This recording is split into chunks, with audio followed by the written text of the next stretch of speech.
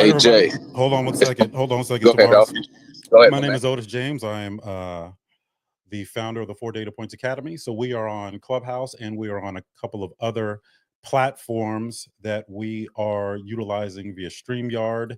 And I have the folks listening in on Clubhouse. I have James Lewis, who is my right hand operations guy. We have Jamisha, entrepreneur. We have Tavares. They're all in our organization, Four Data Points Academy. And we are going to, man, I'm gonna get straight into it. But James, can you repeat what you said? Because I wanted to capture that because a lot of people they don't understand that, or by the time they understand it, it's too late. So repeat what you said again, if you would.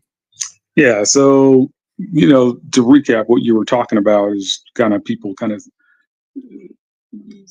slipping off, or kind of falling off, and falling out of the pipeline, or they started, but maybe they didn't finish, and you're talking about people kind of opting out of communication, and so what ends up happening is we get in contact with these people, and inevitably they feel bad, right? They're like, well, or sometimes we don't, but here's where I find people get themselves into trouble. What I always say to business people, owners of businesses, is as a leader of your business, it is incumbent upon you, it is your responsibility to define success for your business. And the reason that is important to say and do is because people assume, right? If you don't do that, people have these assumptions of what success means. Yeah, And if you're not the one defining success, then what you don't realize is you're allowing the world to define success for you. absolutely. Okay. And as a leader of your business, that is irresponsible, right? YouTube, Instagram, TikTok does not define success for your business. You have to define success for your business. And so if you're a single mother of two, you can't allow success for your business to be defined by the 24-year-old couple that has no kids, right? That has a bunch of inherited money, right? Their definition of success and where they started from has nothing to do with where you are and where you're at. Your journey is your journey, and you have to run your race, and you have to define success for you. And the other part is success is not always all about money. Now, certainly, if you run a business, it is the responsible thing to do for money to be part of your definition of success, but it should not be all of your definition of success. And so you have to define that. And if you don't define that, then you don't really know where your business is going. Absolutely, man. Man, do your full intro. Tell everybody who you are, and well, we know where you're from, but tell everybody who you are and where your experience comes from. Yeah, right on, man. So, what is going on, everybody? Hello, my name is James Lewis. And what I bring to the Four Data Points Academy is I have a long history of being part of some very successful, very large businesses. So, I have been very fortunate that I have worked for some of the most successful companies on the planet, companies that make like $100 billion a year. And as a senior leader of those businesses, I run some pretty large businesses myself. I've run businesses up to $300 million a year. I've had as many as 300 direct reports, sometimes indirectly 1,000 reports. And what I learned is the most accomplished business folks, business people, aren't necessarily people who you think of as these, you know, self-made entrepreneurs necessarily. The most accomplished business people are running these multinational conglomerates. And I've been very fortunate to be part of those organizations. And so I use that skill set and those things that I learned to help business people, to help entrepreneurs, to help small business owners. Because there's a reason why they call it like mom and pop, right? Is because there's a way that larger businesses operate that we can all learn from in our businesses. And those are the things that I like to teach people, things around leadership and around how you have processes in place and how you build teams and how do you plan and how do you make database decisions and how do you develop accountability in your business and how do you develop your business around a set of values that makes you feel good and make money at the same time. Those are the things that I help people do. And look, as a real estate investor, you're running a business, and what I have found is sometimes people see real estate investing as like this thing you do on the side, right? Like an Uber. And the reality is the most successful real estate investors understand that real estate investing is a business like any other. And so I get a lot of satisfaction out of helping real estate investors really organize and run and create success in their business. Now, James, should I call on Ron because you know it's coming? If Ron comes off his microphone, how you doing, Ron entrepreneur? Yep, we know. Good morning, good Get it afternoon, out the way. everybody. Get it out the way. Just let me have it. Okay. Come on. I'm a medical courier out of Philly. I have an Amazon reseller business, and I'm a real estate investor and part of the 4 Data Points Academy. And I'm looking forward to seeing the 4 Data Points Academy team in Houston at the end of February. Yes. I'm going back on mute. All right. All right. Look, hey, somebody give Ron a round of applause. He could have went in, but he didn't. Wait a minute. It's Fly, Eagles, fly! Do you know how many people I bet the San Francisco 49ers was going to be in the playoffs? Look, oh my goodness. We on to next year, bruh. Horrible. It was a horrible year. No, I'm not. No, you're my mentor. I'm not going to rub it in. I'm just going to say fly, Eagles, fly, and leave it right there. Amen. All right. Well, I appreciate that, brother. And I was calling you because I wanted to see if you could walk a property for me in your area. But I'll reach out to you after and see if you can. Yeah. I can. When you need it done by? So we'll talk about it. We'll talk about it. Okay. All right. Yeah. All right, folks. My name is Otis James. I'm a full-time real estate investor. I am a long-term hold investor. Specifically, that's the goal. But in order to get infusions of cash, I'll do flips. I'm the founder of the 4 Data Points Academy, where we create real estate investors based off 4 basic pieces of information. What is the cost? What is the cost to fix up? What's it going to be worth when I'm done? How much income can it generate? People come in and they learn how to invest with us, and they stay with us for as long as it takes until they no longer need us. We don't put an end date on our education because we want to make sure that people can actually incorporate the things that they learn. And if they can't, we need to figure out why, come up with a solution, and work with them until they get it. I don't care how long it takes. I'm a licensed real estate broker in the state of California and the state of Georgia. I'm licensed in insurance in the state of California. No, I am not in the insurance business. You never hear me talk about insurance. I don't sell it. I don't work for an insurance company. I only got licensed so I can speak intelligently about it, because leveraging insurance is how I fund some real estate deals. I am also a consultant on multiple projects, domestic and abroad. I've consulted on projects in the country of Senegal, Gambia. I've consulted on projects in Kansas City.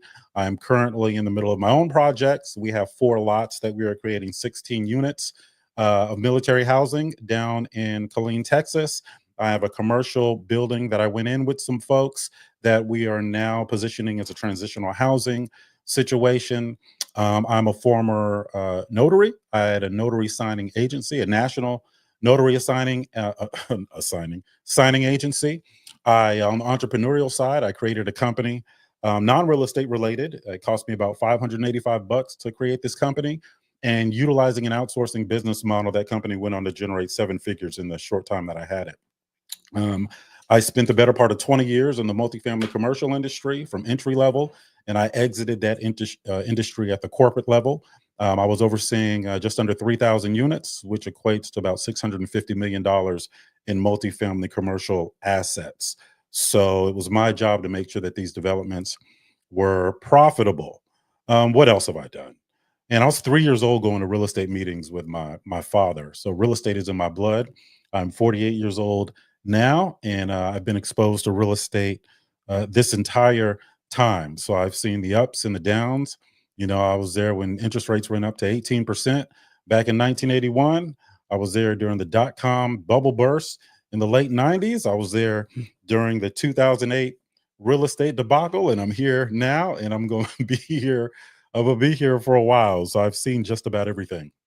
My vision is for the Four Data Points Academy to have its own fund. We are currently, teaching people how to become real estate investors, but there's more to becoming a real estate investor than just the mechanics.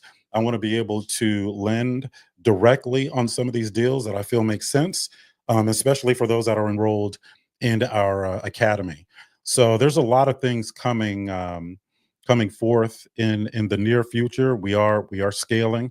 Word's gotten out, right? When you do good business, the word will get out. And we don't put, very much into marketing. So most of it has been word of mouth. And we've had the pleasure of engaging with some really, really good people. Right now, I mentor 350 people. That number is going to grow. We were trying to get to 1,000, but we had to deviate because we allocated time and resources into other opportunities for folks in our program.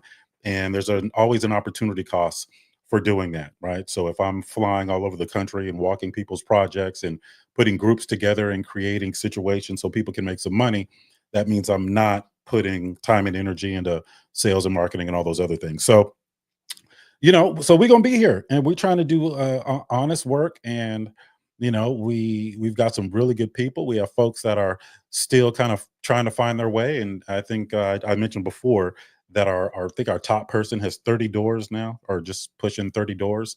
And again, it, it doesn't matter how many doors you have. It doesn't. The only thing that matters to me is that you're making progress, is that you're doing better today than you did yesterday, and you stay in the fight.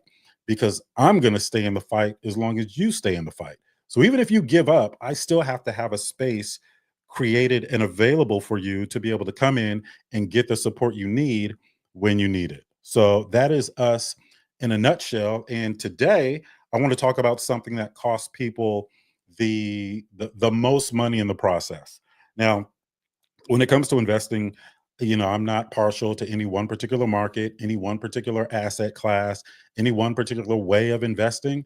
I think it's beneficial to teach people all the ways of investing, and they can gravitate towards whichever strategy works for them at the time. For example, it may be more profitable for me to just lend on a project as opposed to allocating the time and resources to manage the project and do all those other things. It may be more profitable for me to shy away from multifamily commercial because interest rates kept going up. The cost of money is too expensive. Let me shy away from that. Let's go do some flips so we can get some cash and then accumulate some cash and then put down on a big multifamily commercial project, so, bigger. So we're always navigating to see what's the best opportunity at the time. But I tell people, look, get prepared and get all the education you can, because by the time the opportunity presents itself, either you're going to be ready or you're not. And that is not the time to say, oh, this is a great opportunity. Let me go get the knowledge so I can service this opportunity. No, the opportunity is gone. It's gone. Okay. You had your shot. Now, when we're talking about real estate investing, I'm a value add investor. Now, I teach the creative stuff, how to acquire property with no money up front, but understand, and you guys hear me say this all the time, there is always a catch. If someone says, I can teach you how to buy a house with no money out of your own pocket, if you don't understand real estate investing as a whole, you're not going to see the catch, right? So I'm a value add investor, which means I buy something, make it worth more than I bought it for, and then either leverage it with some permanent financing and pull some of the equity out to go put into another project, or I'll sell it and then put all that into another project and scale up, right? So I shouldn't be doing that, from one single family home to get another single family home. If I sell a property, that money needs to be going into a higher asset class, even if it's just a single family home to a duplex or a triplex or a fourplex. But the value add component in 1 to 4 unit, meaning in order for you to make a piece of real estate worth more than you bought it for, when you're talking about 1 to 4 units, which is single family residential and multifamily residential, not multifamily commercial. Multifamily residential is duplex, triplex, fourplex, right? And 1 to 4 units, it's all treated the same with respect to financing and how they're valued. All right. So, in order for me to add value to something, I need to buy it at a discount.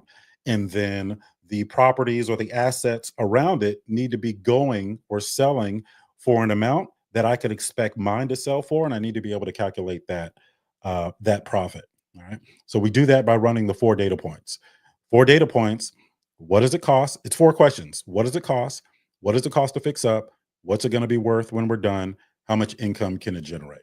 You've got to be able to master those 4 questions, because the answers to those 4 questions is going to show you how you can proceed, how you can move forward. Amen. So the key component of that process is data point number 2. What does it cost to fix up, right? My rehab process. And that is where you can lose the most money. Okay. So I want to go over the rehab process. And let me see. What do we got? We'll probably rock out for another hour.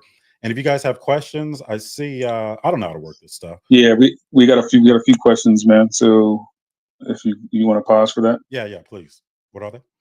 Okay, so let's see. Let me see if I got some before that. Okay, so these questions are all from Carolyn. So first, do you have to have a license to be an investor? Of course, the answer is no. But anything you want to say about that? Yeah, no, because I invest all over the country, and I'm not going to have a license in every state. And you only need a real estate license to act as a fiduciary for other people, to represent other people. You don't need a license to buy and sell your own property. So no, the answer is no. Now, if you can get it, because that's another revenue stream. Like, there's income associated with that, but you don't need one. And I rarely use my license, but also doing referral agreements. So if I have a project, I've got some projects in Georgia going on and a couple other places. I don't have time to list those properties myself, but I'll hire an agent and I'll get a referral commission, and I'll let the agent, list the property. So yeah, you don't need a real estate license to do this. All right, second question is, how can a new investor potentially get a new construction deal for a commercial property? How can a new investor potentially get a new construction deal for a commercial property? You can't. The likelihood of you being able to do that as a new investor, it's just count down until you either lose money or until things go bad. I would, as a new investor, you don't know anything. So unless I'm misunderstanding the question, so you would have to first learn the 4 data points of multifamily commercial, if they're talking about a commercial property. Right? And if you never ran a commercial property, you have no idea where to start. I do not recommend that people start there. There's just too many ways that you can lose money, way too many ways. But once you start understanding how these principles work, then I can teach you how to get into a commercial deal without having to pay the down payment up front. That doesn't mean it's free, but I can teach you how to structure it so you can pay out of your exit strategy and not have to come up with that 20, 25, or in some cases 30% down. So I couldn't, how I could teach you. It'll take me 8 weeks to teach you, but there is no one answer for that. I wouldn't recommend it. I would start with residential and learn how to generate income with residential, whether it's long-term hold or whether it's residential flipping, because a lot of what you learn in the 1 to 4 unit space carries over to the multifamily commercial space, even if it's just how to work with vendors, how to price out your rehabs, right? If you don't have an operations background in multifamily commercial and you're just new, like, I don't start there, don't. And I know all the gurus, and some of you guys have heard me go back and forth with some of these billionaire gurus that say, if I could do it all over again, I'd start with 1,000 units. No, you wouldn't, because you would have started with 1,000 units. So what you're saying is, if you could do it all over again and go back with the knowledge that you've accumulated since, you would do 1,000 units. Well, yeah, who wouldn't, right? But no, I don't. I start with residential and then scale your way up, because even when multifamily commercial, even when you do have the knowledge and you can put those deals together, you got to look at who you're competing with. So I'm not buying, 100, 200 unit buildings. 50 units will be my sweet spot. So my next multifamily commercial building is probably going to be between 30 and 50 units, because the big guys aren't competing at that low of a level, right? And and they're well capitalized, and a lot of those investors are institutional investors, and I'm not competing with that. So get the education, learn how to do residential, learn how to make a living in residential, because even when you get the knowledge to do multifamily commercial, it may not always be good. Right? That sector may not be profitable. Then what are you going to do? Yeah, you got to retreat. You got to go back to, residential flipping, and do these flips and make you, 30 to 50, 60 grand a pop, and then build your nest egg up and then go back into multifamily commercial when it's profitable for you. I know that was a long answer to a short question, but Can I add some to that, and then you can, yes, yes. fill in anything. So the other piece about commercial is when it comes to the commercial financing, lenders almost universally are going to require experience. So I'm sure there's somebody out there who doesn't require experience. I haven't come across them. And so if you're a newer investor and you're trying to do a commercial deal and you're not trying to pay cash, then you're going to have to partner with another investor or partner with a contractor. You got to do something, because you're not going to have the experience. You're not going to be able to get it financed. And so one way for a new investor to do that is just to pay cash. So if you've got a boatload of cash, well, then you can just do it in cash. Now, look, we've come across these people who do have the cash to do that. That's not that rare. I mean, people that have cash. Look, you can do a multifamily deal for a commercial deal for some places $100,000, even sometimes even less. Depends on where you are.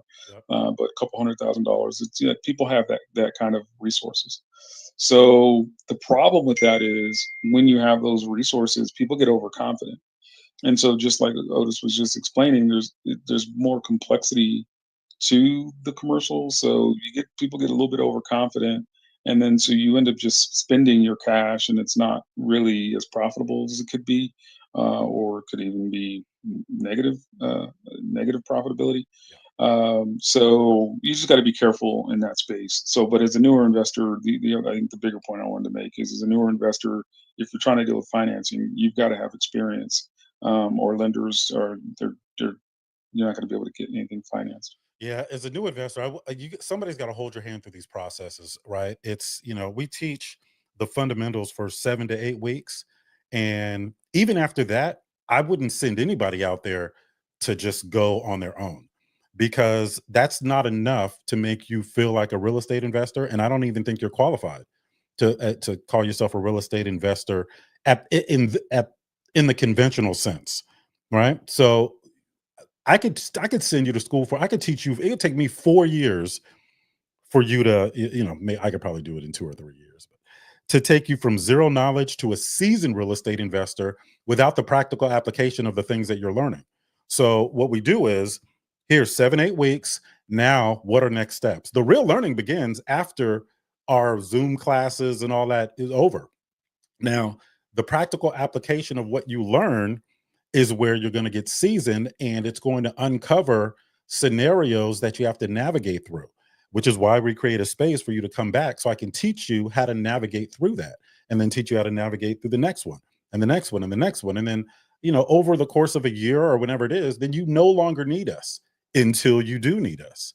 Like I mentioned before, some people will start with residential home flipping, and then they're like, all right, this is getting a little, there's too many headaches involved with that. I want to focus on long-term hold investing. I want to focus on apartment buildings. So it's a journey. And folks, there's no shortcuts. I don't care what Instagram and TikTok tells you, because I can look at a lot of these videos and stuff that you see, and I already know behind the veil. A lot of these folks that you guys think are doing really, really well are not doing as well as you think. Or the way that they're presenting themselves as the way that they're making their money is not the way that they're making their money, right? So there are no shortcuts. And I'm very, very careful when I explain that, because when I teach you how to buy a house with no money up front or very little money up front, I focus on, but here's the catch, right? Here's the catch. And I can go into that. I'll go into that in a little bit, but I want to just knock out some more questions. You see any more questions in there, James? And if you guys are on Instagram, Yes, if you guys can hear us on Instagram, okay, and hear the other people, can you just shoot me a comment on Instagram? What's up, Eva? I see. hey, what Instagram account, dude? Because I couldn't find it. Otis James 1. It's going somewhere. It's okay, going I'm looking at it. Instagram or Facebook or something. I don't know what it is. I don't know how it's coming through over there. Yeah, I'm not a technical genius. It's going somewhere. Yeah, so is it supposed to be live? I'm looking at Otis James. Can somebody else check? Maybe the problem is me. Well, yeah, I think it's you, because I see a bunch of people that have joined on the Instagram side. So I think we're okay. Unless I click the wrong link and it's like live streaming a Pornhub or stuff there. Yeah, fans. Sorry. Okay, we're back. All right, cool. All right, All any right, other anyways. questions? Yeah, there's a few more. So, all right. Okay, I don't know if this may have been referring to something you were talking about. It says, is that something you would have to get under contract before you seek out a sponsorship? I don't know if you remember what that was referring to. I don't know what what sponsorship. What does that mean? It was clearly, it must have been, I don't know if Carolyn can either come on stage or type in. I don't know what that was referring to. But it must have been referring to something you were talking about at the time. Okay, anyways, I'll move on. So, ultimately wanted to fund a charity event and become a philanthropist. Okay. Anything you want to say about syndication deals? Yeah, I don't do syndication deals because I don't want to create a job for myself. I think I will have to eventually, but I don't want all that trouble, man. Once you get into syndication, it's heavily regulated. The cost increases, the risk increases, and look, I can live off of $500,000 a year, right?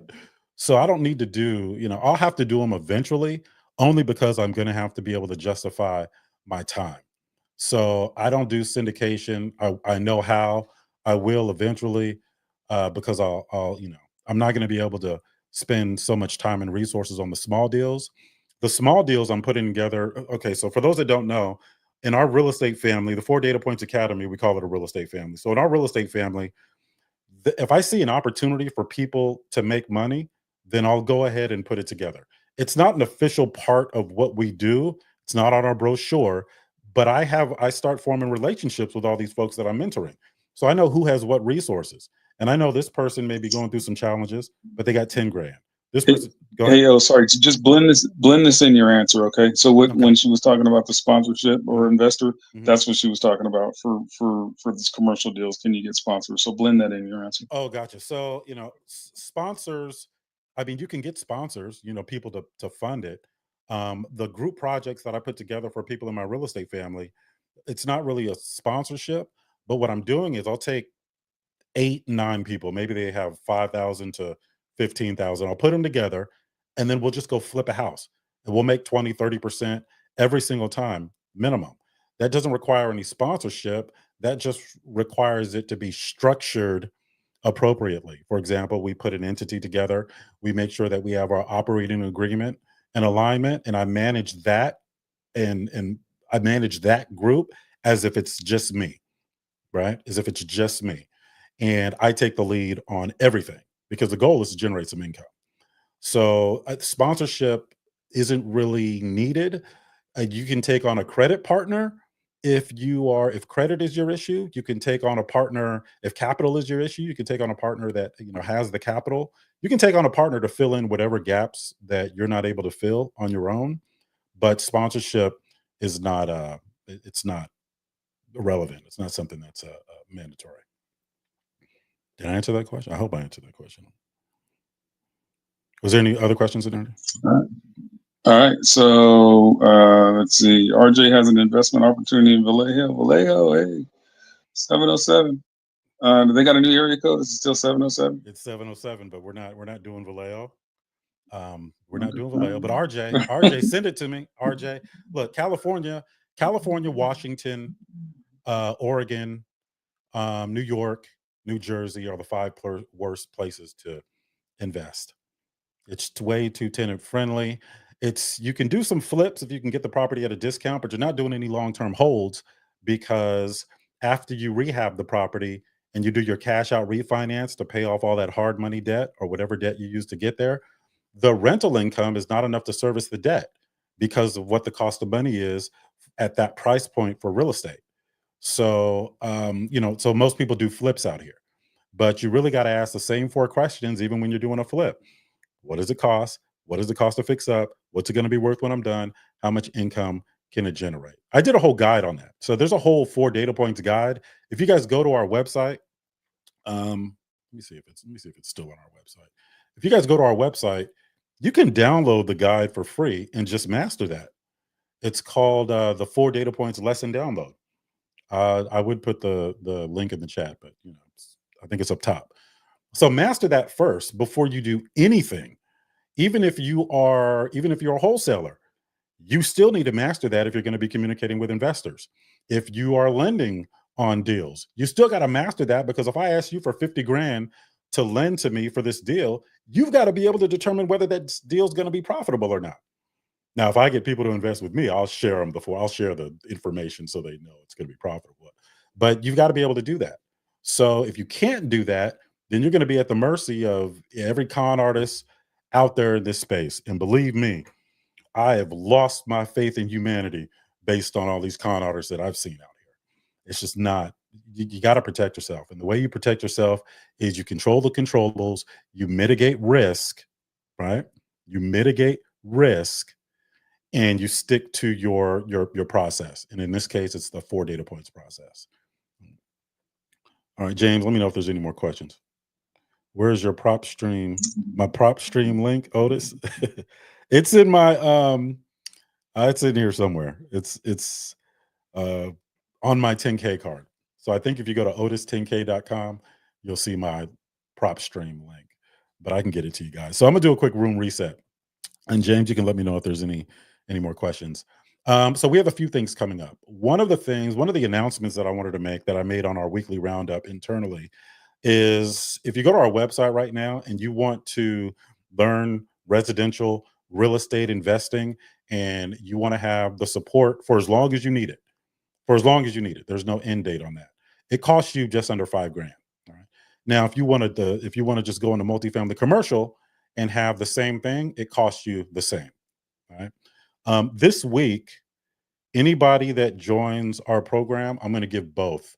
You can pick one. I'm going to give you the other one for free, because in 2025, especially Q1, I want people to get enough education to take advantage of every single opportunity that comes about. And I don't want somebody to miss out on an opportunity because they're not well versed in that asset class. So it's not going to be on our website. You just reach out to us. We'll go ahead and get you squared away. We'll go ahead and show you everything that you're going to learn, which is pretty much everything that there is to learn. And just for this week, I'll give you both of them for the price of one. And for the folks that are already in our real estate family that may not have been on our call yesterday, I'm making that retroactive. So any of you that just had the residential program curriculum, you can now get all the multifamily commercial for free, and vice versa. If you came in under the multifamily commercial curriculum, you now get all the residential for free. We're not going to make you pay anything else. So that is something that I wanted to do for folks. Also, we have an event coming up in Houston. I think we're going to max out at 30 people on this event. So it is in Houston. That information is on our website at 4datapoints.com. It is February 22nd. So February 21st, that Friday, we will be at the Hyatt Regency in the Galleria area in Houston. We'll do a meet and greet that evening at the bar area down in the lobby. And we will do our event the next day, right next door at Hyatt Place. They're almost connected. And after the event on the 22nd, all of the folks that got the appropriate ticket are going to come back up to my suite, and I'll have it catered for you, and I'll have drinks and all that other stuff, and we'll have a good time. And then Sunday, we may walk a project. I have a project out there that I may be converting to transitional housing or assisted living. So we may walk that, and but that'll be it. And we'll be done. Excuse me, we'll be done that Sunday. So Hey, Otis. yes, sir. Yeah, I just have a quick question. I was tier 3 when I first joined, so I don't know if that covers everything that you were referring to as far as the retroactive part. And then 2, I think it does though. It does. But 2, do you still have to register me for the event? Yeah. Remember, So there's something going on. yeah, check your email. So I sent everybody that's a part of our program a discount code that reduces the cost of a general ticket down to 0. Okay. So you can, yeah. So Ron, just go ahead and Thank you. register. You should have the link. If not, I'll go ahead and get it to you, the discount link, and make sure you get squared away. All right, thank you. All right. All right. Now, you folks in our real estate family, I'm gonna take care of you at our event. You guys have been to our event. How many events we done? We did shoot. You guys have been to our events. Most of the people that sign up are from Clubhouse or people that have been to our events. And so we're going to continue to do more events. We'll probably do 4 live ones this year. And then we'll do some virtual ones. So that being said, James, is there any more questions? Because I want to get into the rehab stuff and teach people some of the things that they need to watch out for when they're getting into the rehab space. Right now, the projects that I'm putting together, I'm just doing everything. So they don't have to do anything. They just send a check and they're waiting for a check in return. So I'm the one flying across the country and doing these projects. Yes, there's lots of questions. Go ahead. I love it. People got questions today. Yeah. It's been a while since we had Come questions. on now. Won't he do it? Remember the old days when like we just sit here and just answer questions? But I miss that. Me too, man. It evolved into me just talking for 4 hours. And I got tired of hearing my own voice. But go ahead. Let's get it. Oh, we need to put your prop string link in the chat. So while I'm doing, Jamisha got it. Jamisha, don't you? Jamisha, I thought you used to be on with the links. Jamisha, what happened? She ain't even there. She ain't even got her. Hey, James, let's not forget the most important question. Who's on first?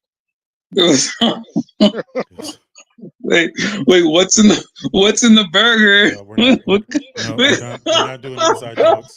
We're not doing inside jokes. We got 100 people. Wait a minute. Okay, sorry. All right. Okay. Lo do you siento, invest? lo siento. No necesito problema. Do you invest in retail plazas? No, I don't. I like, so you got to pick and choose where you want to invest. And I just don't, I want to make the most money for the least amount of work because I'm also mentoring 350 people. So I'm not taking on any huge projects until we reach our next scaling level. I'm already bringing, additional people in to make sure everybody has the support. So I don't do that yet. I know how. I just don't. You got, you can't do everything. And, sometimes I got to retreat back to residential flipping. See, the gurus don't tell you that. Like when things go bad in one asset class, you're like, oh shit, I got to go generate some capital. So I got to go back into residential flipping, which is going to be me the first 6 months of. I got my teeth kicked in last year, but it's all good. It's par for the course. So, but no, I don't do the plazas. And plazas are hurting right now. I've had a couple clients in that area. The only comments I would make is, if you stick to the smaller ones, you can have some success. The bigger ones are really owned by these larger corporations. You can get yourself in a lot of trouble from a cost standpoint. Otis, you can really speak to that because you've got a ton of experience. You can get yourself in a lot of trouble from a cost standpoint. You're covering a lot of, I was going to say, you're covering a lot of real estate. But you literally are. You're covering a lot of real estate from like a maintenance standpoint and all that sort of stuff. So if it's a smaller plaza, you can do really well, especially because you can find like, just like in a residential or like, triplex, fourplex, you can find these older owners who are just trying to get out. They don't want to be landlords anymore. You can find that same type of owner in a smaller plaza. But again, the thing you have to be careful of is if it's an older plaza, those costs can get up there. So you just got to be careful. And if you've got some retail experience, running some businesses, then that'll help inform your decision making around that sort of stuff as well, because you've also got to understand the type of tenants you're going to have, and that so from a tenant screening standpoint, right? The quality of your tenants. If you don't have any type of business experience or any of that, that might complicate as well. So, those are just some comments that I would have. I don't know if you want to fill in any of that. Yeah, but you need to be able to determine whether or not it's going to be profitable from the beginning. So you have to know how to underwrite those deals to see if they're going to be profitable. You also have to know how to negotiate leases. It's not going to be a typical lease like you would do in your typical office. If you're doing these, strip malls or these small plazas, you got to understand the type of leases, like triple net leases or double net leases to implement, what type of leases to implement to make sure that it's profitable. Otherwise, you may go in there and take on more expenses than you're required to. But you've got to be able to put together a pro forma to determine whether or not it's going to be profitable. Because I guarantee you, if you're getting financing, they know how to put together a pro forma, and you got to be able to navigate that space. But again, I'm not. Man, it gets real estate investing is can get tiring, right? And sometimes you have to, rely on that residual income, that long-term hold income to kind of get you through. So when you're choosing asset class, I recommend everybody start with residential because there's more opportunity and there's less competition because of how many of these houses are out there, right? So anyway, I'll go ahead. What's the next question? Well, Alex is on stage. I don't know if he had any other. He's the one who asked the question. What's up, Alex? Hey Otis, hey James. I usually typically don't come up here because it's usually multifamily conversations and residential and stuff like that. But to give you a background on me, I'm in the commercial space. I buy retail and industrial. I've been in real estate only 5 years, but of course, as you guys said, you have to start with residential. I started as a wholesaler, and now I raise capital for commercial properties. And just like James said, right now, the larger ones I've had under contract, certain contracts fell off because a lot of these big box offices are going bankrupt. There was a retail center in New Jersey I was going to buy, and lo and behold, Ashley Furniture decided that they're going to end their contract, which of course changes the projection of our pro forma for the 5 years. But if you're going to get into retail, definitely do the smaller retail. Those are like small retail flips. The same thing goes with industrial warehouses. I mean, I always support multifamily and residential because that's just the legs of real estate. But when it comes to retail and industrial, it's a little easier because if you can get your tenant to cover the expenses, then it's all NOI. You know what I mean? You're getting an absolute triple net. So explain to people what a triple net is, because I mentioned it before, but I kind of glossed over it like everybody knew.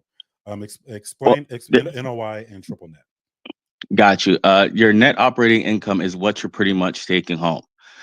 This is without factoring in your debt service, which would be your mortgage. As far as triple net, so in order for me to explain it, I'd have to explain it as a residential point of view.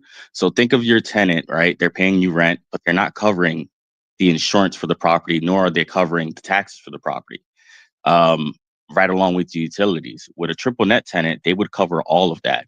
And like you said, part of the lease of the negotiations is that if you want a triple net tenant, then that's just basic triple net. You can get an absolute triple net where they also cover the structure of the property, the maintenance, the CAM. What else? You can get them to pay for pretty much a lot, and where you're just cash flowing. Yeah. And folks, you guys, a lot. I'm sorry. I deal with a lot of national tenants. I have NDAs and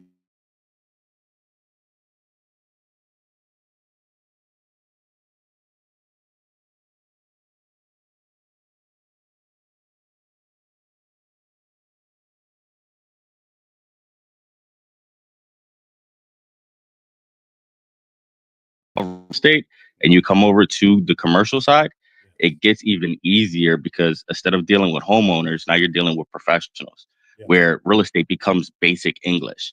Like, I'm pretty sure I've never talked to Otis or James, but I'm pretty sure they understand everything I'm saying right now. Absolutely. And for you folks that are in our real estate family, now that you residential curriculum enrollees can get the commercial, there's a lesson called Understanding Commercial Leases or Types of Commercial Leases, where I outline all of the different types of leases and how they're used and all that other stuff. So that stuff is in our, just go to the student portal. And if you don't have it, I'll go ahead and assign it to you, and we'll go from there. But I appreciate you, Alex, man. Thanks for Oh, no problem. I was just wondering if you were ever in that space. I like networking in that space. As you know, your net worth is your network. Yes, sir. And starting with 2025, I'm looking at least for my first quarter to knock out a couple of small commercial flips, just like James just said. You know, each quarter has its own pattern that you just have to follow. and just wanted to reach out, see if you guys were in the space. Right now, just to give you a background of myself, I'm the lead underwriter of my real estate team. We have assets across 10 states, well over 1 million square feet in retail and industrial. And we raise capital as well. It all depends on what our niche is finding destabilize, add value. Got it. Any smart investor would do so. And then obviously, if we get something that's destabilized, traditionally it can't get funded. So I get creative. Okay. Well, all my information is on my bio, man. Reach out to me and let's talk. No, definitely. Yeah, where you located? I'm gonna leave now. But yeah, it was nice talking to you guys. I'll definitely reach out. Amen. Yeah, info@4datapoints.com. It's somewhere up there on my bio. Yeah, let's connect. Nah, I got you. Where are you located at? I'm located out of Philadelphia. Oh, Philadelphia. Okay, all right. Philadelphia. We just did a workshop Yeah. here, like early. When did we do that workshop, Ron? We did a live workshop in Philadelphia. Yeah. Hey, Alex, I'm from Philadelphia as well. I would probably say maybe around June or July last year, somewhere around there. Yeah. Oh, yeah. So we had a cool little event up there. Hey man, do you know what? We're looking for a good contractor in Philly, man. You know what? Yeah. The only one I have actually is working on a property that I have in Hackensack, New Jersey, that we just bought a office space there, and we're converting the first floor to retail. But it's literally the same contractor that redid everything in Atlantic City, of course, before Atlantic City became Atlantic City. Like all that new shit, the contractor that did all of that is actually the same contractor that's doing our rendition now, right along with our construction in Hackensack. All right. Not sure if you know of the area of Hackensack, New Jersey, but it's very up and coming. And it's right across the Hudson, so it's right across from New York. Yeah. So even though I'm originally from Philadelphia, I'm always traveling. That's the only way that we can get the asset, like the amount of assets that we have. But yeah, sooner or later, I'm probably going to move out of PA, but it all depends on what the future holds, if that makes sense. All right. Well, look, there's I'm always venturing out into different asset classes. Like on Friday, I'm closing on 11 storage units located in Texas. Not to get what you said earlier with the experience. I always partner with sponsors. My experience comes with the underwriting, and then I do acquisitions as well. So it makes it easier on me. And then I come in with sweat equity, depending on what my job role would be, other than the underwriting part. All right. Well, reach out to me, man. I'm putting together. Definitely. So we'll get you squared away. That being said, I think thanks again, Alex. I do want to get in before we go the value add component in the 1 to 4 unit space, residential flipping. A lot of people don't understand everything that goes into that, and I think we have HGTV syndrome, where you guys, I love those shows too, but it's most of the time it's not realistic. All right, there's a lot of things that you have to do to prepare yourself for a rehab. So I want to get into a few of those, and I want to start with the red flags when you're choosing your contractor. The contractor, finding a good contractor is like finding a good husband or wife, a good spouse, right? It can make your life really easy or really, really hard. So here's a few red flags. The first one is, now all of these may not be deal breakers. I'll go ahead and highlight which ones are deal breakers, but these are things that may warrant further investigation. All right, so let's say that. Before I get into it, I see you coming up, man. Did you have a quick question before we jump in? There's Rose. Somebody bring Rose up here. Yeah. Yes, I have a quick question. Yes, sir. Okay. Sorry. It's a little noisy where I am because I'm at the food bank helping people out right now. That's fine. I have a deal going bad. So the deal is a luxury build, 7,000 square feet, and it's for currently it's listed for 2.8 million. So at the start of the project, it was with a friend of mine who's a builder, and he was doing like what you guys are doing, like trying to teach, me to get started. And so I tried getting a loan myself, but I couldn't because most of the lenders were saying that I haven't done a loan like this before. So he had to take the whole deal, and we signed the contract after he closed on the deal. And the deal now is kind of going bad because the construction is done. The house is listed currently, and it's been sitting on the market for over 2 months. And I just found that now that behind my back, he did a refinance because the construction loan was for 1 year, but he did a sorry, I'm pouncing. I'm giving food away. So he did a refinance behind my back. I just found out lately, but he's playing it like he didn't do no refinance. He's acting like every 3 months he gets an extension on the construction loan. So now every 3 months I have to pay 1% of the total loan cost for the construction, which was 1.1 million, and he's still charging me the mortgage payment on the project, right? Okay. So hold on before you go on. So Okay. so what did you buy it for? Is this a single family house? Yes, it's a single family family house, What did it luxury cost? build. What did it cost? It cost, so the total cost, but the lot was $530,000. Then the construction cost was $1.1 million.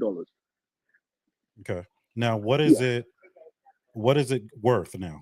What are similar properties selling for? 2.8 million.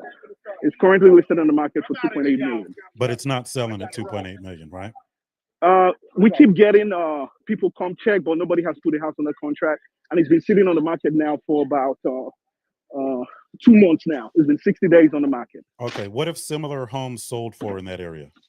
2.4, 2.5. Okay. So you're 300,000 over market. Yeah, I think I think the reason why we decided, okay, the appraisal for the house came back at 2.5 actually, but he decided to list it at 2.8 because of everything we got on the house. Okay. And we've had actually 2 guys put an offer there, but they pulled out. But I don't really know, because when I find this out, I don't even know if he's telling me the truth. And I have a total of my capital in the whole deal of about $450,000, and I don't have any lien on the property. So I need your advice on how do I secure my money, because now that I find out he did a refinance behind my back, my question now is, if the house gets sold, will I even get my money back? I might have to go to court and start fighting. What do I do now to protect my money? So your money has no protection. So I'm just going to rip the Band-Aid off. It has no protection.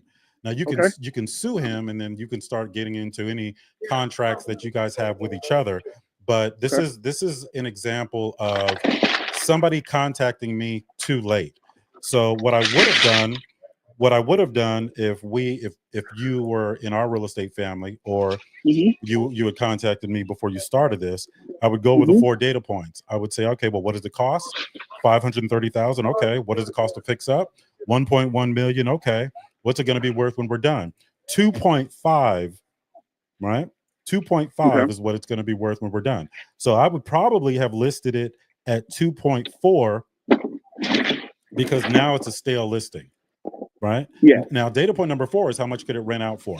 Now, you're talking about, I'm going to tell you right now, it doesn't matter how much it rents out for. It's not going to rent out for enough to service that debt. Okay. Yes, it will not. Okay. So here's a lesson. So lesson number 1, anytime you contribute money, there needs to be some type of documentation. What I would have done was I would have formed an entity with the both of you guys with an operating agreement that outlines how we're going to play this thing. Right. And then that entity, which you have a percentage of ownership in, would have had a lien on the property, right? The property would have been in that entity's name. They wouldn't have had a lien on it. The lender would have had a lien on it, but it would have been in your entity's name. So because it wasn't structured properly, now it's gone. Okay. Now it's gone. Hey Otis, Otis, I missed how it was titled. How's it titled now? I think in his friend's name, right? Yeah, and it's in the my friend's LLC that he created for the property with the street address. That's what he typically does. Because what he told me at the get-go was he was going to sign the LLC over to me, but he couldn't add my name to the LLC at the beginning because the lender is not going to go through with the deal if they see my name there. So we decided to sign. That's not true. I opened a separate LLC. Then that LLC is in contract with him, saying that, okay, hey, I own the property, and he's going to keep 25% of the profit. I will keep 75%, and once the deal is done and once the deal is sold. So that was the way we kind of structured the deal. Yeah, it's not. So it's not structured. That's Okay. that's your issue. Okay. I would. I don't know how to bail you out of this one because of Mhm. how you approached it. But Mhm. you know, if I'm lending $400,000 anywhere, I need there to be a lien on the property in my favor, Okay. right? Is- And because it's not, the property is not security for that debt. So it's just that's just an arrangement between you and him. So I would probably talk to an attorney and have an attorney look at the entire scenario and see what paperwork you have in place and then see what course of action that you can take. But from a real estate investing perspective, there's I mean, I don't know how to bail you out of that. Like the damage is already done. Hey, what do you think about this? You know, if your friend is operating in good faith, you know, maybe suggest to him that he go back to the LLC that he created to purchase it, and not make an adjustment to the articles of the LLC, but you can certainly make an adjustment to the operating agreement. Yep. Right. So there's a difference between your articles of incorporation and your operating agreement. There's no reason why you can't make an adjustment to the operating agreement that states exactly the same thing that the contract between you and him states. You can basically memorialize that in your operating agreement. If he's operating in good faith, he shouldn't have a problem with doing that. Right. But you're not going to be able to make him do it if he doesn't want to. Yeah, But so that's the thing. That's correct. I can't make That's him correct. do it because we've been operating based on trust because he's looking out just to help me out based on I'm trying to get in the business, Well, you know.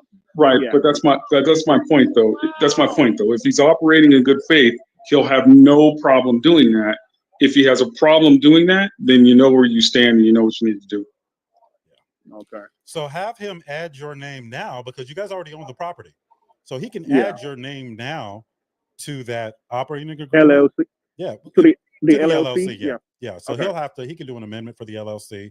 He can add your name to the operating agreement and everything that you guys discussed can be reflected in the operating agreement. Then since you're selling it, it doesn't matter what a lender says because you're not going to obtain any new financing. Right? So if you're just going to sell it, then how the lender feels about it is out of the equation. But I you know, yeah, man. Okay. Yeah. Reach out to me directly, man. I can just reach out to me. You got my email address? Go to my bio. My email address should be in there. Yeah, and just I highly recommend you reach out to Otis, even just to help with having that conversation with him. I think I think he left. Oh, did he? Okay. All right. All right. Well, good luck. You know, good luck to Yeah, him, that's- folks. Look, he spent $400,000. He could lose. So this is the issue with that because he can't put a lien on the property now because the owner, his partner, already leveraged it. So there's already a lender's lien in first position, and to add another 400,000 on top of that, I mean, he could do it, but I don't know how much that first lien is, and I don't know how much is left in equity for him to be able to do that. But he can still put a lien on the property. I just, but I don't think either his partner doesn't know what he's doing or his partner is intentionally deceiving him. It's just one of those two, and none of them are good, right? None of them are good. So I hope. Yeah, I mean, to do a refinance and not tell him that's not a good sign. You know what I mean? Well, he may not have had. Yeah. He should have told them, but he had to do a refinance because his loan was Sure, coming to. sure. The balance due was coming. He only had a year, and he listed the property wrong, right? He's 300,000 over market. So now it's going to be a stale listing. So what I would do is take it completely off the market and put it back on the market in a month. And instead of the 2.4, 2.5, because remember, they ran comps in the beginning and they were getting 2.4, 2.5. There's no, those comps are no longer valid. So he would have to run the 4 data points on this thing again. What did it cost? 530. What did it cost to fix up? 1.1 million. What's it going to be worth when we're done? Well, what's it worth now? He's going to have to run comps again. And then for giggles, he can go and look at how much it could rent out for. But that's at that price point, you're probably not renting that out. So he's going to be in bad shape. I know I get on this soapbox every single time, and I apologize, but you know, it's just you know, this isn't someone who we haven't talked to him before, but so many times the thought process that people have. Look, it goes back to the mom and pop thing. I think I said this literally in my intro, right? One of the most valuable lessons I learned working for these conglomerates, right? These billion-dollar companies, you know, the way they look at getting help, asking for help, is fundamentally different than the way most people look at it. The way most people think about asking for help is when they feel like they need help, they ask for help. And for most people, that seems perfectly normal. Yeah, James, duh. No, that is not the way you run a business. The way you run a business is before you set out in an endeavor, you go and ask for help. It doesn't matter whether you feel like you need help or not. You go and you find an expert, you pay that expert, and you make sure that you set out on that business endeavor in the right way the first time, right? And the concern and the problem that people run into when they don't think this way, when they don't think like billion-dollar companies, is, and they run their business like mom and pops, is they piss away a lot of money, right? And they put themselves through a lot of stress and a lot of heartache and a lot of problems, right? That's a lot of money. You know what I mean? That is a lot of money, and that you don't have to be that. It didn't have to be that way. You could have gotten counsel before you set out in that business endeavor, so that you're not in that situation. And that is just what I encourage people to do so many times. Is once you get to the point that you feel like, maybe I need some help, you've waited too long. If you ever feel like that in a business, maybe not in your personal life, but maybe in your personal life too. But if you ever feel like in your business, maybe I should ask somebody for some help, I promise you've waited too long. I promise. So this man, I don't think he may get his money back. He may get his money back, but his money's not protected. And if that was somebody that was in our real estate family, because I tell them, look, just run it past me first, right? Even if you're sure, just run it past me first, because there's a lot of different aspects to what they're trying to do that he's not well versed in. Anytime you got to guess what's happening and you don't know, what's going on behind the veil and all this other stuff, you're not structured correctly. You don't have the experience. This man put in 400,000. I could have turned that into $1 million in 18 months with far less risk than that. But now he may lose his 400,000 because if his partner is unscrupulous enough to do those things behind his back, then I don't see him just paying him $4,000, because guess what? If that property sells, if it sells for 2.5, he's all in for 1.5 and some change, right? So let's say it does sell for 2.5. Well, are they going to roll it into another property? Because there's a capital gains tax issue that has to be discussed. His partner is not just going to give him $400,000 that he's going to have to pay taxes on. So it's just bad on so many angles. I would have walked him through setting it up the right way. So even if things go bad, you can fire sale that property and he can get his 400,000 back. All right. They wouldn't have had to refinance, because when you refinance, you're probably paying 2 and 3 points, because that's a hard money situation. What's 2 and 3 points on, $1 million, right? That's just all that stuff is cutting into your profit. So, and I see this a lot. I'm not going to harp on that. I mean, hopefully he'll reach out to me. but it's not going to be for free. He's going to have to do a consult because that's not something I'm going to put a lot of time and energy into. All right. So let's go over some red flag. Let's go over the rehab process. Let's go over some red flags. They're in. Let me see. They bought the lot for 530. They're in for 1.1 million, and I hope they at least, was able to save. Were able to save some money on the rehab by doing it the right way. So some of the red flags that I look out for are, first of all, lack of licensing and insurance. If you're dealing with a contractor, and they don't have a license to be a contractor in a state that requires it, that's a red flag. Now, if it's something that doesn't require, if they're just painting, then I don't care if you got a license or not, right?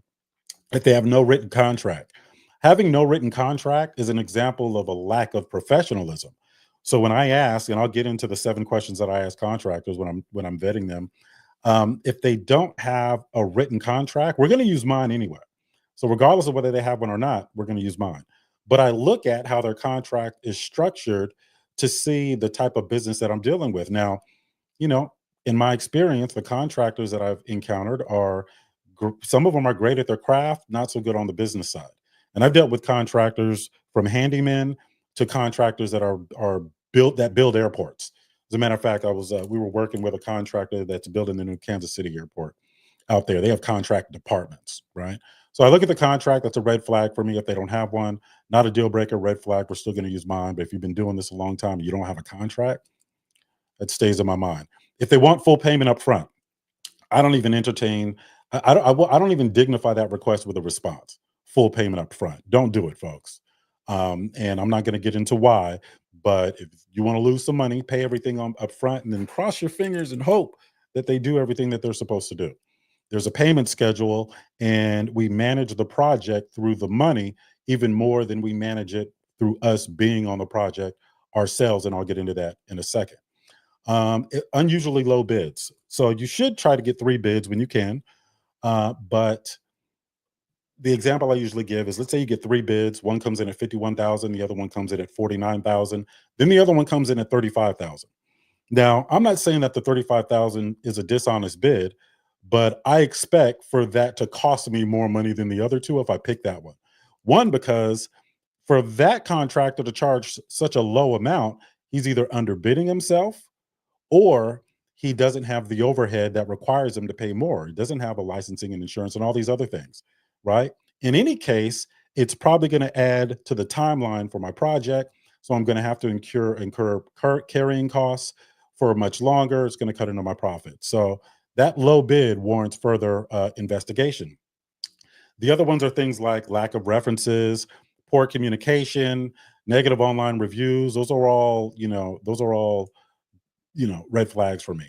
No physical address. Now, that's not a big deal to some people, but it's a big deal to me because if things go bad, I need to know where I'm going to serve you at. All right. So a legitimate contractor should have a local office or an address. Even if they're working out of their home, they should have an address associated to what they're doing. All right. Makes them hard to track if an issue arises. So I want to verify their business address. Now, some additional red flags are things like high pressure sales tactics. The only people that I want to rush me are my lender and the closing company and the insurance company, because they understand that speed is our friend, right? The quicker we get closed, the less we have to drag this thing out, right? And we don't want to drag it out any longer than it has to be. If they have no project portfolio, if they don't have a portfolio where they can show you their work, if they use excessive subcontractors, well, every time they use a subcontractor, typically they're going to mark it up, right? Which they should, because they're managing the project. I'm not saying that's bad, but excessive use, it raises my antennas. All right? If they have an unclear payment schedule, now the payment schedule that I use is embedded into my contract, and I'll give them a little up front, and then I don't pay them for work they haven't done. I pay them for work to get started, and then we have benchmarks where we get additional payouts. And I can coordinate that with the lender, doing the lender draws, right? I'll go ahead and pay the contractor. The lender will reimburse me. Well, they call it a lender draw. We can do that until we finish, but I set the payment schedule. All right. If they have frequent changes in estimates, that's an issue for me. And we've dealt with that. We've dealt with that before. Some of my students, they would get an estimate and they would acquire the property based on that estimate, but there wasn't a specific scope of work, and the contractor's estimate was just based on a dollar per square foot estimate and not a scope of work. So I'm going to get into scope of work in a minute. We got about 19 minutes left. I'm going to get into scope of work. Lack of building permits, that's a deal breaker for me. I'm not pulling permits. Disorganized presentation. I have unmarked vehicles and lack of uniforms, not for the small guys, but for the bigger operations. I need to see if they're a business, I need to see them looking like a business. If they're unwilling to provide a timeline, that's a red flag for me, because there's going to be a timeline in my contract, and my contract is going to dictate what happens if they exceed that timeline by a certain amount. Now, I'm a very reasonable person. Some things are beyond the contractor's control. I will identify those things to give the contractor a pass on certain things. But again, if they can't come up with a timeline, I'm not going to use them. I've got projections, right? I can't do projections if I don't know how long it's going to take. I have to incorporate carrying costs. Cash only payments, that's a red flag. I do not pay cash. Now, I'll pay Cash App or Venmo or Zelle because you can track those, but I don't do cash only payments. If you hand somebody cash, you might as well pretend like it didn't even exist. So don't do it. Okay. Now, how to search for a reliable contractor. Doesn't matter how you find them, it matters how you vet them. So I'm not going to get into that yet. You can go on Thumbtack and Yelp, or you can go to the Pro Desk at Home Depot or Lowe's. There's all types of ways you can find them. Vetting them is going to be more important. So I'm not going to spend time on how to find the contractor. I do want to talk about what vetting questions, right? General information. What's their full name and business name? Especially if it's not on the estimate, I need to have that information. How long have you been in business? Can you provide proof of your license? Do you have general liability insurance? Can you provide proof? How many projects like mine have you completed? Do you have a portfolio of pictures? What's your timeline for the project? When can you start? Cost and payment. That's important, right? Cost and payment. That's going to determine how profitable your project is. Can you provide a detailed written estimate? What does it include? What's your payment schedule? What do you require for a deposit? All of those things, we have those conversations up front. All of those things are embedded into my contract. Do you pull permits? You better. That's a deal breaker for me. How often will we communicate? Now, keep in mind, when I have all of this information outlined, it's not just for the contractor. It's for me too, to make sure that I've had that conversation internally. Communication and management. How often will we communicate about the project's progress? Who will be my main point of contact throughout the project? How do you handle delays or unexpected issues? Those are 3 questions that I have around communication and management. When I read those, it reminds me to put language in my contract around communication and management. Right? Contract warranty. Well, they're a warranty. How are you going to warranty your work? Right? If it's a flip, I usually give them a pass. If it's a long-term hold, I want some warranty conversation in there somewhere, because if there's bad work, I need them to come back and fix it. All right. Now, is there any questions that you see in there, James, before I go on to the top 10 most costly things you should never say to a contractor? All right. Way to be on the ball, James. I'm assuming there's not. All right. Hold on. Taylor Bade. Taylor May, what's going on, brother? Hey, quick question. I'm driving, so I couldn't type it. But how do you structure your payments? You said you pay me between the work. Oh, yes. So, You hear me? yeah. Can you hear Okay. me? All right. Yeah. So to structure payments, we have what we call a payment schedule that I have embedded into my contract, and it's event driven. So I know you gotta give them some work to get some money to get started, right? Because contractors have been stiffed by shady investors also. So I'll give them maybe 10%, 15% to get started, but it depends on how big the project is, and it depends on what I'm having done. Sometimes I'll give them 50% to get started, but it may be they're just redoing a bathroom for $7,000, right? Here's 3,500. I'll give you the rest when you finish. I'm not giving 50% on a $100,000 project, because what a lot of contractors will do, they'll use that to start funding other projects, and then it'll all go bad, right? So I do it. I'll look at the scope of work, and then we'll have a payment schedule based on certain benchmarks. So, for example, once the demo is completed, I'll go ahead and do a payment. I'll give them a payment. Once the rough end is installed, right? Plumbing, electrical, HVAC, then I'll give them another payment.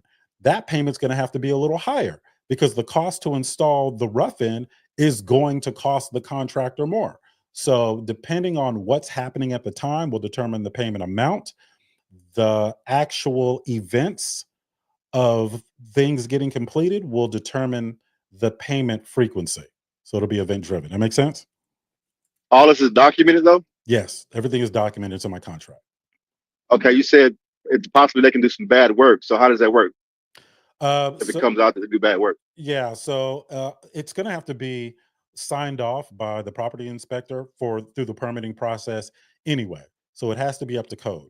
But we can do walkthroughs, we can do FaceTime, right? So if they call me and say, "Hey, the kitchen is complete, I'm ready for that draw, right? That payment," I say, "All right, cool. Put me on FaceTime. Let's go ahead and walk it." Because some of the projects I manage from 3,000, 2,000 miles away. So I said, let's go ahead and walk it. So I'll go look at it, right? Check the electrical. I'll check the craftsmanship on the countertops. I'll say, get a little closer to those cabinets, make sure all the lines are straight. And then once I'm satisfied with it, then I'll go ahead and initiate a payout. Amen? Gotcha. Yeah. For those in our real estate family, some of you guys know because I've done contracts for you and teach you guys how to do contracts. But with respect to contracts, a lot of my contracts are airtight, and I've had to relax them because some contractors won't sign them because they're too airtight. For example, there is a penalty for going over a certain time limit. But what if some of what I ordered is on back order? That's not the contractor's fault. So why would a contractor sign for that and take that risk? So sometimes we have to play with it a little bit, but I make sure that we're protected and I record everything. All right. Now, the most costly things you can say to contractors: number one, I don't need a contract. If anybody ever comes to me and says, "Hey, I got myself in a jam," the first thing I'm gonna say is, "All right, let me see the contract." Well, we didn't get one. I can't help you. Period. The next thing you should never say is, "Could you give me a ballpark figure?" I understand what you're trying to accomplish with that, but relying on an estimate without detailed specifics can lead to significant cost overruns and misunderstandings about the project's final price, because that estimate may just be a dollar per square foot estimate that they come up with really quick. But you can't do dollar per square foot if you haven't considered what you're going to be doing within that square footage and the type of materials that you're using.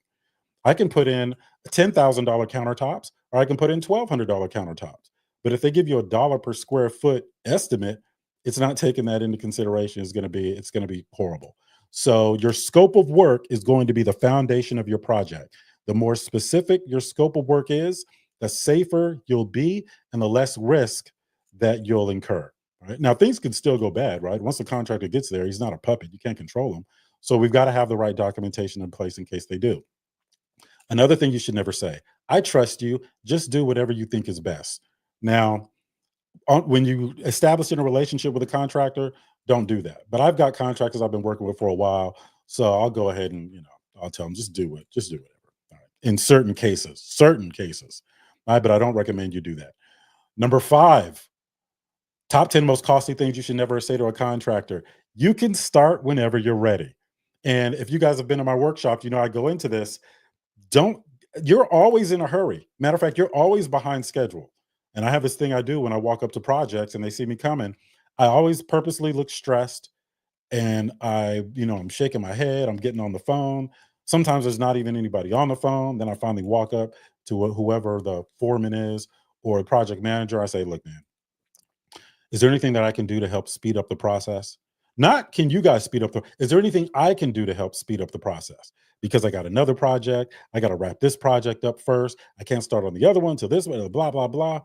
And sometimes we're 3 weeks ahead of schedule already, right? But time is not your friend as a real estate investor. It is not. That's why I don't like doing business with people that can't make decisions. I don't do groups unless I have 100% control of the investment group, because I can't sit and wait for people. I can't do that. So never say you can start whenever you're ready. You're always in a hurry, right? "I'll decide later." No, you decide now. Okay. That project has to be planned out from the beginning, because if they start changing stuff and doing change orders and all these other things, then it's going to cost you more. In addition to the carrying costs that any delays bring about, the additional carrying costs that delays bring about. So just keep that in mind. Don't worry about permits. I'm not going to go too much into detail on this, but if you build something without permits and somebody gets hurt as a result of it, a fire or whatever it is, they're going to come at you with civil penalties and criminal penalties. They are going to crucify you, right? So make sure you always do permits. But let's say nothing happens. Let's say the work is really, really good and they didn't get the permits and you start renting the place out and they decide to stop paying you rent because they can find out if it was done with permits. You can't kick them out in a lot of municipalities. And they can come after you for back rent in a lot of municipalities. Now, I'm guessing that's more in blue states than red states. So confirm if you're a landlord and you're doing these, confirm for yourself, I'll always say. But I know some nightmare stories of people that have gotten into that situation and it cost them significantly financially, right? Here's another one. I'll pay you in cash. Is there a time frame on that? A time frame on what? How far back they can go? Yeah. No. Statute of limitations doesn't apply until it's discovered, right? Now, there may be statutes, and again, I'm not an attorney. Always consult an attorney or an eviction attorney or real estate attorney in your area. It's different in states. I'm just sharing it's different in different states, and I'm just sharing my experience. But statute of limitations starts from the discovery of the issue, if there's a statute of limitations at all, because it's not something that happened in the past. It's something that's still happening every day. There's no permits, and you're occupying a dwelling that could be unsafe because it wasn't done with permits. So just do the permits so you can stay out of those conversations, right? Now, I'm going to end it with this. We've got about 7 minutes. There's 7 pieces of documentation that you're always going to want to have when you are getting into the contractor relationship. They are the contract, the scope of work, the payment schedule, the insurance. You want to make sure they have general liability and workman's comp insurance, their W-9, and the lien release. So let's get into it. The contractor agreement. You can only hold them accountable to what's on that piece of paper. If things change, let's say you have a conversation after the fact, go ahead and email them the details of that conversation. Hey, per our conversation, blah, blah, blah, please acknowledge. Take that, put it with your contract. Okay, and do that for every piece of communication that impacts the property. The second thing is the scope of work. That is the most important document with respect to saving you money or costing you more money. You need to know exactly what's going to be done to the point where I have my scope of work attached to my contract. Okay.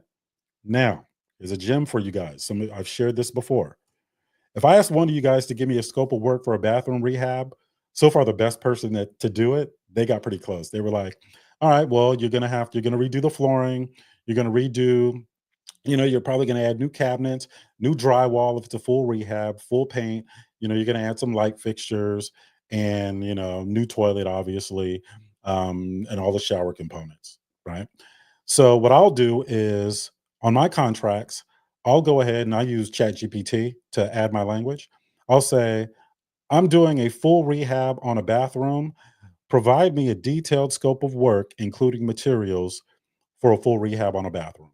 And it will go into everything from demo from prep to demo to making sure that the contractor does a clean sweep and observes the workspace before they start installing anything to make sure everything that they're installing is compatible. And it'll print me about a page. But on your scope of work with the contractor, it's just one line item, a full rehab, kitchen, bathroom, $7,500. On my contract, there's about a page just for that line item, for that one thing, right? And I do that because you never know when there's something that you're going to miss. So why even take the chance? So I use AI to add all my language and make sure that I don't miss anything. I can always take stuff out, right? I can always take stuff out because it'll spit out a page and a half and I'll just go, okay, don't need that, don't need that, don't need that. But I'm going to put that into my contract. Okay. Scope of work is important. Don't let the contractor just start going off by themselves and doing things that they think are the right things to do or install or whatever. Okay. So contractor agreement, you can only hold them accountable to what's on that piece of paper. any subsequent conversations, outline in an email, attach it to the agreement. Scope of work, that is your full plan of the rehab process with itemized improvements listed with dollar amounts under each improvement. And I recommend having them include labor and materials. Okay. Sometimes I do, sometimes I don't, but I have a reason for that. The third thing is the payment schedule. I don't pay contractors for work they haven't done yet. The only time that I do that is in the first payment to get them started, right? If you start a new job tomorrow and you walk in there, you don't say, hey, can I get my paycheck? Nah, you ain't work. But there has to be some sort of deposit because, again, for every shady contractor out there, there's a shady investor that had messed some over, okay? Now, the third thing is the insurance. You got to make sure they have general liability insurance, and you want to make sure they have workman's comp. If they mess around and fall down and somebody gets hurt on your property, guess who they're coming after, right? The fifth thing, that's the fourth thing, right? So we have the contract, we have the scope of work, we have the payment schedule, we have the insurance. The next thing is the W-9. You got to send them a 1099 at the end of the year, and you can't do that if you don't have a completed W-9, point blank. And make sure you get it before your first payout, okay? The bigger contracting outfits, they'll send it to you with their estimate and their insurance as part of their bid, okay? Now, the fifth thing, that was a W-9, the fifth thing. Now, the last thing is really important. The last thing is called a lien release, okay? And a lien release is a piece of paper between you and the contractor that basically says, look, I provided you the service and you paid me. So everybody's settled. We can take our ball and go home, right? And in a dispute, if you don't have a lien release, then they can put a mechanic's lien on the property due to lack of payment. So if you owe them $10,000, they can put a $10,000 lien on the property. And when you refinance or sell the property, that gets paid automatically. If you have a lien release, which I think you should get before you issue any payments, then you're protected from that, okay? So we got to wrap up in a second, but I wanted to go over some of the things that I see costing people a lot of money during the value add component, right? Value add as an investor, making something worth more than you bought it for, because a lot of these things are preventable. A lot of them are preventable. Those folks in our real estate family, you guys know I'm going to hold your hand through this process. So no pressure on you guys. For you guys that are not in our real estate family, if you want to be an investor, join our real estate family. Go to our website. The link is at the top. It's 4datapoints.com and set up a call. See if we're a good fit for you and see if you're a good fit for us. But we don't have an end date. So we go into contract with you that basically says we're going to stay in the fight in perpetuity, because I know that I can turn people into real estate investors. So I know I'm not going to have to be teaching them for 3 and 4 years. I'm going to get them trained up way before that. So we're able to do that. Other companies won't do it because it costs them too much money. There's too much liability, and they don't invest. They don't want to invest that much into one person because it hurts their bottom line. That being said, is there any final questions before we get out of here to the folks on Clubhouse? I'm not looking in the chat because I'll get distracted. But is there any, James, do you see any questions in the chat that we can address? And James is obviously not paying attention. I'm going to sign up. All right, Carolyn. All right. So is the contract, scope of work, W-9, completed lien release, and what was the third thing? So it's the contract, scope of work, payment schedule, which I embed into my contract, insurance, W-9, and lien release. All right. Any agents in the chat? Well, I'm a broker, so technically I'm in the chat. Who pays for permits? Originally, the contractor should be billing that. That should be a part of what the contractor charges you. So it should be included in it. It should be, but you can ask the contractor. What are your thoughts on 50% up front and 50% upon completion? I'm not opposed to that if it's, if the project is, only $7,000 or $8,000, right? I'm not going to do a long payment schedule for a $5,000 bathroom remodel, right? It's not worth the paperwork. Here's $2,500. I'll give the other half when you're done. But again, if it's a $100,000 project, I'm not giving them $50,000. I may give them, $10,000 to get started, right? And then, I'll incorporate the benchmark for the next payment, so that $10,000 is covering his overhead and some of the benchmarks that we set forth in our contract. All right, I think I got on my ATL agent here. Thanks for all the good insight. Amen. Okay, RJ has something he wants to share with us. Let me see. Hey, Otis, real quick. This is RJ. If you have like another 15 seconds of a question. What's up, RJ? How you guys doing, man? And shout out to you. I mean, for those that are new to the room, you've been rolling, I believe, Clubhouse. I think we've been here for over 4 years now. And I'm back and just realized I want to shout you and James out. I did go in try to set up for an appointment. I thought, I mean, not that, I guess I have to say, I was trying to catch you, but I believe an appointment's going to be with James. Is that? I can be on. Kind of all right? Yeah, I can be on. Yeah, if that can, I think it's 12 o'clock today.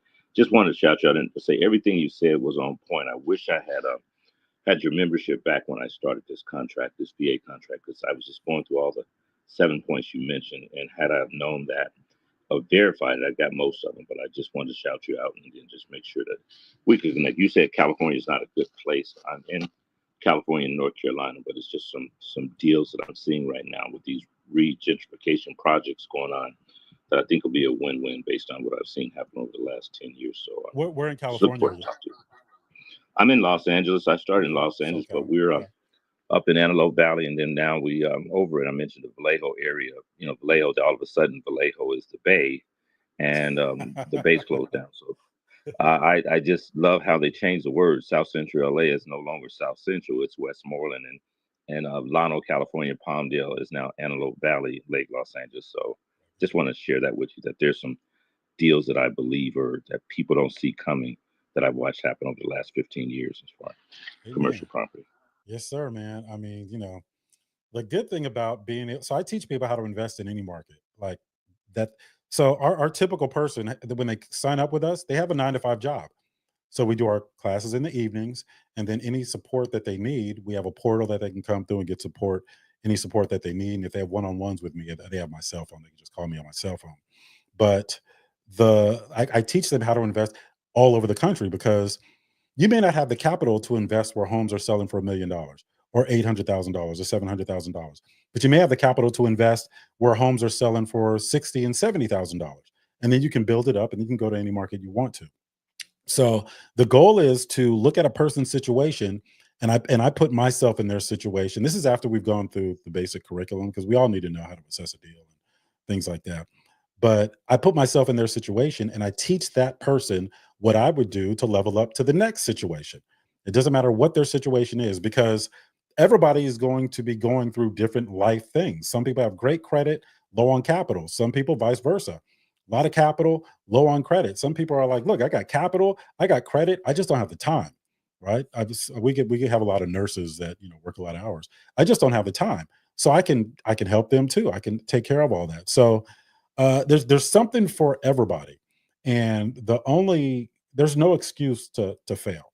There's no excuse, because there's too much support. So if something's not working, we need to figure out why, and then we need to take some action steps so that you can rectify that, whatever that thing is, so that you can move forward. We do manage people's expectations, though, right? Like, there's always another story behind the veil, right? Yeah, I could teach you how to buy a house with no money out of pocket.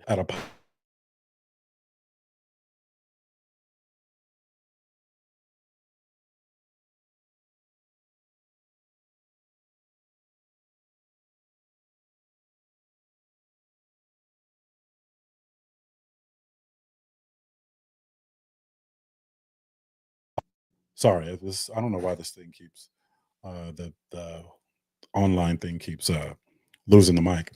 But you got to be able to know how to assess the deal, 4 data points, take control. You got to know what documents to use to get your name on that deed before you have to pay for it, while simultaneously protecting everybody, including the seller. You got to know how to add value, and you got to know how to exit. Those are all things that you get good at through the practical application of the knowledge that you've gained. And that knowledge is going to continue to evolve. There's some folks, they paid one time 3 years ago, and now they're getting into apartment buildings and all these other things. And so it never goes away, right? And the goal is for me to be here until they no longer need me. And then when they no longer need me, now we can partner up on some other stuff. We already trust each other. We already have a working relationships. Let's get 10 people together and go buy an apartment building. Let's put 5 people together and go flip a house if we need some quick cash. So the opportunities are endless. So those of you that are looking to really learn how to invest in real estate, come on board. If you're anything, I'm not going to get into that because it's not going to sound right. So I'm not going to get into that. All right, I'm going to leave it alone. I'm going to leave it alone. But I'll say this. Hey, Go ahead, man. sorry, just before I wanted to catch RJ. Hey, RJ, did you complete your appointment? I don't see it here, I don't see it. Yeah, it confirmed. I believe 12 o'clock today. I'm California time. I may have to go in and do it again, but I thought it came back with a confirmation on there for you, James. And Okay. and then I sent my info over to Otis as well. But okay, we'll reach out to you and confirm the appointment. You don't have to go back in there. If you sent the information over to me, then you should be good. Yeah, we'll work it out. All right. Let me screenshot you. Okay, there you go. All right, you said 12 o'clock California time, so that's 3 o'clock your time, right, James? Yep. All right, folks. Look, hope to see you guys in Houston, February 22nd for our in-person workshop. For anytime you come to an in-person workshop, what I do is, you guys ever hear about, under promising and over delivering? A lot of these workshops you go to in the residential education space, their call to action is, signing up with them, and they don't really teach you too much, I guess in fear, because if you learn too much, you won't need them. I'm going to teach you some stuff at the workshop that you can use, whether you hear from me, whether I hear from you again or not. All right, I'm gonna give you some materials to take with you after the workshop. Most people sign up through our workshops because they really get an understanding of how complex this can be. But I'm going to teach you some stuff. I'll teach you how to assess the deal. I'll teach you the financing behind it. I'll teach you some of the creative stuff that everybody gets excited about. And then based on how much time we have, I'm going to continue to teach until it's over. And then we can all hang out up in my suite afterwards. All right. But just handle your liquor, folks. We don't want any incidents, and my insurance don't cover that. So that being said, I think anybody... We definitely don't want anybody kicking over chairs and throwing chairs. No, we do not. Not in my suite. You can go down to the Howard Johnson now, and if and the suite is big enough. Somebody was like, "Hey, we just all gonna be crowded around your bed." No, it's not that type of suite, folks. Hey, quick question. Yes, sir. Is the rehab red flags that are accessible? Can we get that through a link, or you have to be in the real estate family? Yeah, you got to be in a real estate family, man. That's Okay. yeah. So it's part of our curriculum. We spend 1 week just going over that, and I try to make it as comprehensive as possible so people can have it in their hand when they're talking to contractors. I gave a lot of this stuff out before, but when I give something out with my name on it, if something doesn't work exactly the way people expect it to work, then they can come back and say, "Oh, well, Otis said do it this way." So, I've got to add all these disclaimers and all these other things. And plus, the folks that are in our real estate family, we're actually talking and engaging. So, there's sometimes we have to pivot from how we would normally do things to overcome an obstacle. And I need that opportunity to have that communication extended so that, people don't get into trouble. So, but man, look, just join our real estate family. We keep the prices relatively low, right? Our entry level is $5,000. If you don't have $5,000, I don't recommend getting involved in real estate right now, real estate investing right now. What I would do is look at, okay, well, how can I make $5,000 outside of real estate? So if you're working a job, how do I get promoted? There's just some things that I think are more important in your life than real estate investing. And I don't want you borrowing money that you don't have to try to get in our program. It's just not, we need people to make good financial decisions. And I don't want to start off with somebody by making a bad one, right? So that's part of the reason we have these calls. We've had people that, I was doing a room where I was teaching people how we acquire real estate without having to pay for it up front. And I had one person that was going to delay paying their mortgage so they can get in our program, and then I can teach them that in depth, and then they can make the money back. And I was like, yeah, no, it doesn't work that way. Don't pay. Please pay your mortgage. We'll be here, right? We'll be here. We're not going anywhere. So don't overextend yourself trying to get in. All right, folks, I got to run. I got to take care of some business. But thank you to everybody that asked the questions, man. I love those questions. And thank you for everybody that tuned in on, some of the other platforms. Time is the most valuable thing you have. And hopefully we were able to honor that by giving you something of value. We are going to be on Tuesdays and Thursdays from 9 a.m. California time, noon East Coast, Tuesdays and Thursdays from here on out. So I've got to change those times on our website and all that other stuff. Aside from that, I think we're done. I'm gonna give you guys your day back. What's up, Ron? Hey, what time do you plan on calling so I can make sure I'm available? I'll tell you what. Well, first of all, let me stop this. Let me end this stream.